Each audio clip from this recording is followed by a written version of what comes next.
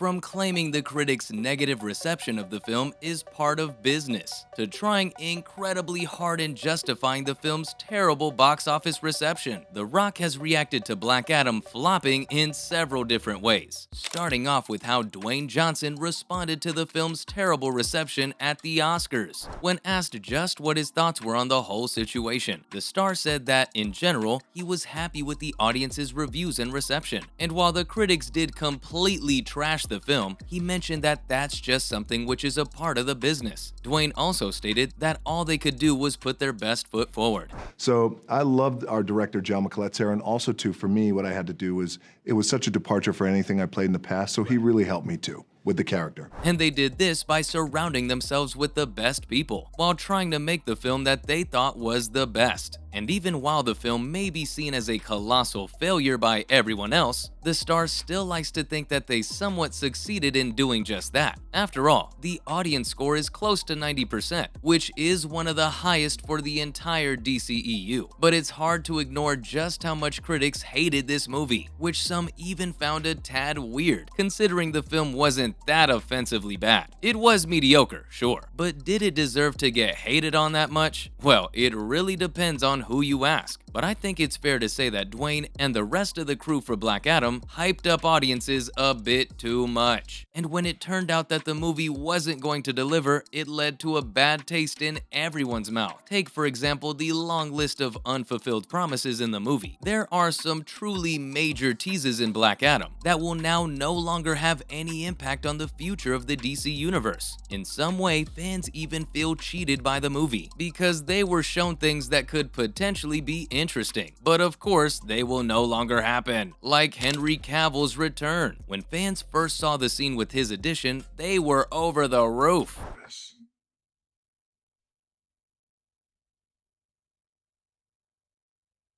Black Adam, we should talk.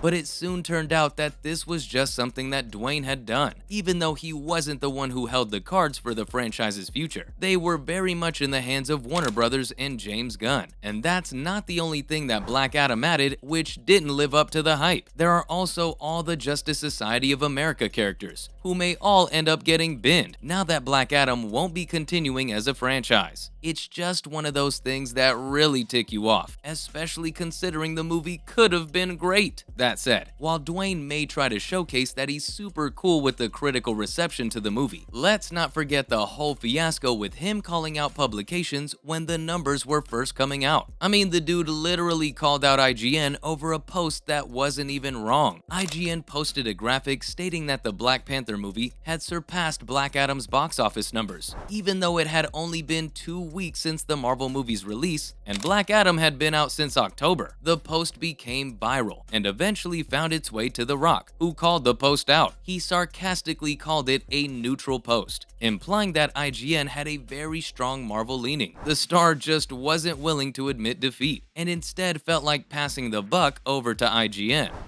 You definitely want to engage his heroic side, but that has to be earned.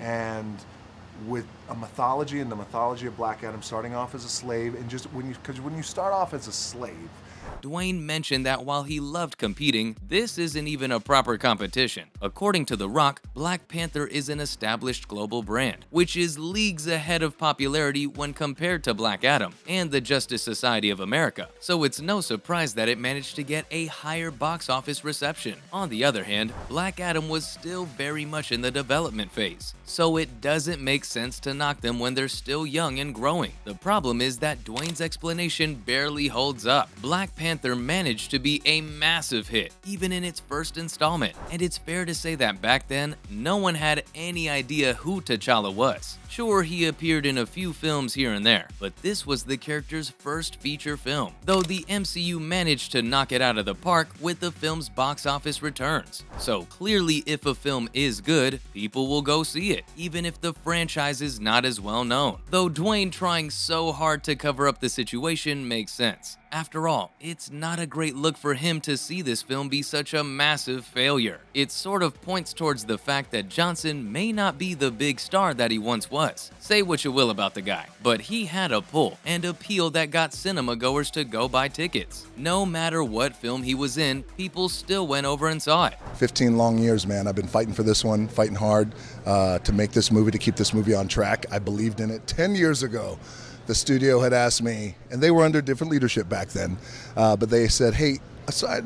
Even if they weren't interested in the movie itself, I'm guessing DC definitely wanted to cash in on that appeal, so it's probably a bit jarring for them to still have the movie fail, despite Dwayne's inclusion. The fact that even with Dwayne in the mix, the movie still managed to fail, and probably caused red alarms for WB, and made them realize that DC cannot continue on star power alone. They need a proper vision of people who know what they're doing. Cue James Gunn's takeover of the DC universe. Hey everybody, I'm James Gunn. I'm the co-CEO of DC Studios. So as many of you know, DC has been disconnected in film and television for a long time. In a way, Black Adam's terrible reviews and reception may have been the final straw that led to the DC universe changing forever. Whether this is going to be the better of the franchise or not remains to be seen. But it's clear that Dwayne has had a huge impact on the film franchise. He managed to succeed in changing the hierarchy of power, like he loved to mention so much. It's just that he no longer is the one in control like he envisioned for himself. That being said, this may not be the end of the road for the character just yet, because there's still a chance that he may appear in the new DCU. While there is still no indication of Black Adam in any of the projects that James Gunn has announced, that doesn't mean that Dwayne is completely out of the picture. Gunn teased that there are plenty of more projects that'll come in the first chapter of his new DC universe. In fact, less than half of them have been revealed so far. That probably means that there are a bunch more characters to look forward to, and Black Adam could be one of them, though it's unclear if James would actually include the villain so early on, because believe it or not, the guy knows his stuff, and he's not just going to include a random villain that's supposed to fight Shazam, only to have him do a showdown with Superman in the end because reasons? Plus, the fact that Dwayne actively stopped Shazam's cameo from the Black Adam movie makes me think that he never really cared for comic book accuracy and just wanted to do whatever was coolest with him in the spotlight. Because of that, it's possible that he won't return to the DCU. After all, can he really just act and so as he's told, letting Gunn's vision come to reality when Johnson's own is dead and buried? I personally think that's not gonna happen, but who knows what the future holds for the franchise. In any case, that's how The Rock reacted to bad reviews for Black Adam. Now, if you enjoyed today's content, please let us know in the comments down below what you would do if you were James Gunn. Would you try to get Dwayne Johnson back on board for another Black Adam project? Or scrap the idea entirely and go ahead with the new DCEU revamp that's already been laid out? Let us know your thoughts down below. Thanks for watching, and I'll see you next time.